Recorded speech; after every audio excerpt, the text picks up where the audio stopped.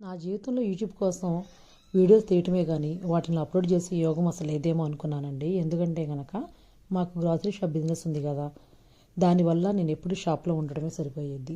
అక్కడ voice over ఇద్దామా అంటే గోంగూర, తోటకూర, లేదంటే కనుక 100కి 5 కిలోల ఉల్లిపాయలు ఈ ఆటోలోనే చూసారా, వీటి గొడవే సరిపోయేది. బ్యాక్గ్రౌండ్ అంతా వాయిస్ ఓవర్లో. ఇంకా నా గొంతు ఎక్కడ వినపడుతుంది?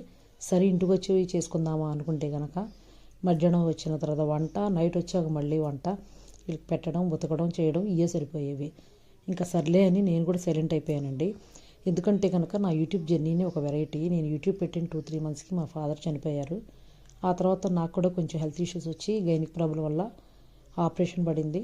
సరే ఇంక అక్కడి నుంచైనా కొంచెం కోలుకుని యూట్యూబ్ చేద్దామా అంటే కనుక ఈ వాయిస్ ఓవర్ ఇవ్వడంలో కొంచెం ఇబ్బంది అవ్వడం వల్ల నేనైతే అసలు వీడియోసే పెట్టడం మానేశాను అనమాట. ఇంకా నా బాధ చూడలేక మా బాబాయ్ అయితే కనుక ఈ 2 మైకులను ఆర్డర్ ఇచ్చాడు. ఒకటి ఫ్లిప్కార్ట్లో తీసుకున్నాడు, ఒకటి అమెజాన్లో తీసుకున్నాడు. వీటి రివ్యూస్ నేను వాడిన తర్వాత మళ్ళీ క్లియర్గా ఇస్తానండి.